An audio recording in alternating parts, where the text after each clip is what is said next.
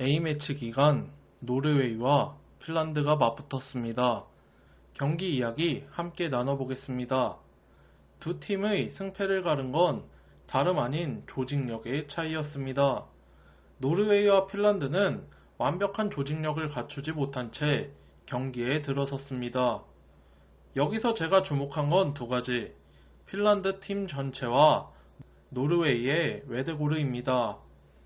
핀란드 팀 이야기를 먼저 하자면 팀 전체가 몸이 굳어있는 모습을 보여주었습니다.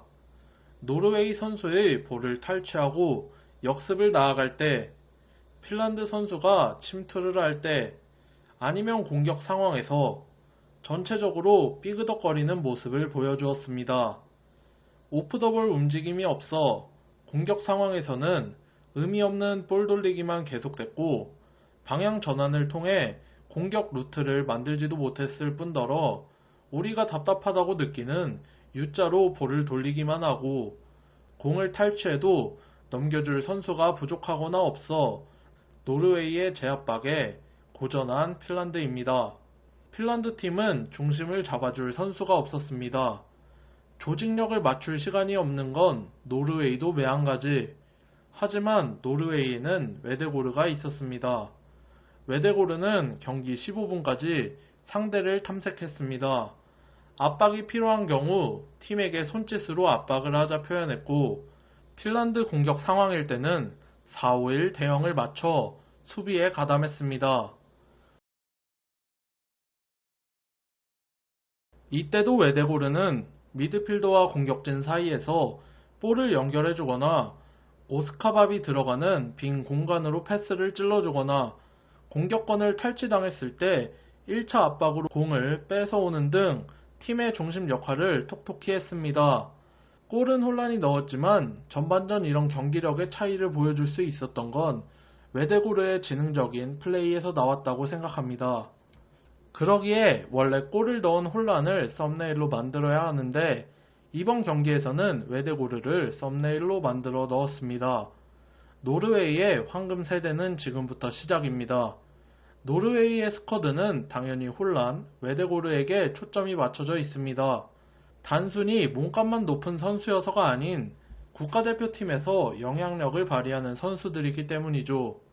하지만 현재 노르웨이 스쿼드에는 두 선수 말고도 베르게, 아예르, 세를로트, 웨스티고르, 경험 있는 자원들과 누사, 시엘데루프, 밥, 올페 등 어린 자원들이 있습니다. 어린 자원의 이야기로 먼저 넘어가겠습니다. 제가 노르웨이 경기를 보는 이유이기도 합니다. 누사, 시엘데루프, 밥, 올페는 웨데고르, 혼란과 나이 차이가 얼마 나지 않습니다. 웨데고르와 혼란이 노르웨이의 중심을 잡고 있을 때 이 선수들의 성장에 따라 다양한 국제대회에서 성적을 낼 수도 있다는 이야기입니다. 이들을 증명할 대회는 2026년 북중미 월드컵 예선이 되지 않을까 싶습니다. 누사는 이번 경기 나오진 못했습니다. 하지만 누사는 어린 나이에 첼시, 맨체스터 시티, 토트넘 등 다양한 빅클럽과 연결된 선수입니다. 하지만 당시 메디컬 문제가 있었습니다. 그로 인해 이적은 성사되지 않았고 누사는 브리헤에서 시즌을 더 보내야만 했습니다.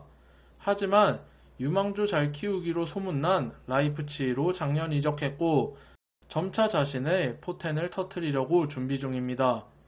누사는 톱, 양쪽 윙어 다 가능하기에 국가대표 자원으로서 다양하게 쓰일 예정입니다. 오스카밥은 맨체스터 시티에서 아쉬울 수 있는 선수이지만 노르웨이에서 이만한 선수가 없습니다. 또한 웨데고르가 밥을 잘 사용한다는 느낌을 여러 받았는데요.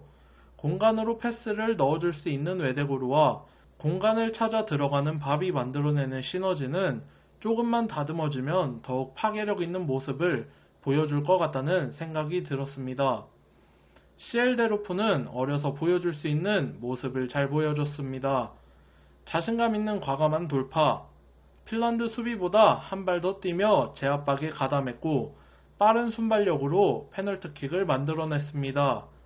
시엘데로프는 그 유명한 벤피카산 공격수입니다. 앞으로 이 선수에 대한 관심이 더욱 늘어나지 않을까 예상해봅니다. 울버햄튼 소속 올페입니다. 이 선수에 대해서 관심이 많습니다. 이 선수는 완벽한 왼쪽을 담당할 수 있는 선수입니다. 3백, 4백, 왼쪽 풀백, 왼쪽 스토퍼, 왼쪽 윙백 다 가능한 선수입니다. 요새 트렌드인 4백에서 빌드업 시 3백을 만드는 상황에서 왼쪽 스토퍼 자리를 설 수 있는 선수입니다. 준수한 수비력, 준수한 발밑 능력, 준수한 공격 능력을 갖추고 있는 선수입니다. 울버햄튼에서도 노르웨이에서도 기회를 많이 받고 있는 만큼 잘 성장한다면 울버햄튼과 노르웨이의 핵심 자원이 되지 않을까 생각됩니다. 경기를 지배하고 승리했지만 단 한 골만 만들어냈다는 것, 그것마저도 페널티킥이라는 사실은 노르웨이에게 숙제로 남겨집니다. 이는 홀란드가 이른 교체가 돼서 그럴 수 있습니다만 저는 교체로 들어온 쇠를로트의 영향력에 대해서 이야기해보려 합니다.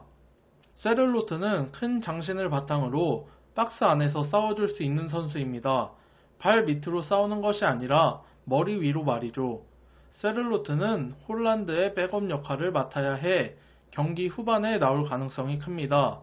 감독도 쇠를로트를 교체로 투입할 때 역발 윙어를 배치하기보다 정발 윙어를 배치해 크로스로 쇠를로트를 이용하려고 합니다. 박스 안에만 있는 쇠를로트의 영향력은 확실히 아쉽습니다. 헤딩에 능하다는 사실을 알고 있기에 한 명 이상의 수비가 무조건 붙을 것이며 크로스 또한 항상 쇠를로트의 입맛에 맞게 전달될 수 없기 때문입니다. 노르웨이의 톱은 혼란이지만 혼란이 모든 경기 풀타임을 뛸 수 없기에 그리고 혹시나 하는 상황이 있을 수 있기에 쇠를로트가 경기장에서 자신의 영향력을 최대한 펼쳐야 하지 않을까 싶습니다. 마지막으로 노르웨이 산미들, 경기장에서 산미들이 너무나 조화로웠습니다. 선발로 출전한 3명의 미드필더, 베르게, 웨데고르, 미레, 수비 시에 한 몸이 뛴다고 느꼈고 웨데고르가 찔러줄 경우 베르게나 미레가 박스 안으로 침투, 서로 동선이 엇갈리지도 않고 전반 완벽한 모습을 보여줬다고 생각합니다. 노르웨이는 이겼지만 고민이 있을 것이고 핀란드는 답답한 경기를 어떻게 풀어나갈지 고민이 될 것입니다. 두 팀은 월드컵 유럽 예선 경기를 앞두고 있습니다. 노르웨이는 몰도바를 만나고 핀란드는 폴란드를 만납니다. 가지고 있는 고민을 해결하지 못한다면 아마 월드컵 진출이 어려울 듯 싶습니다.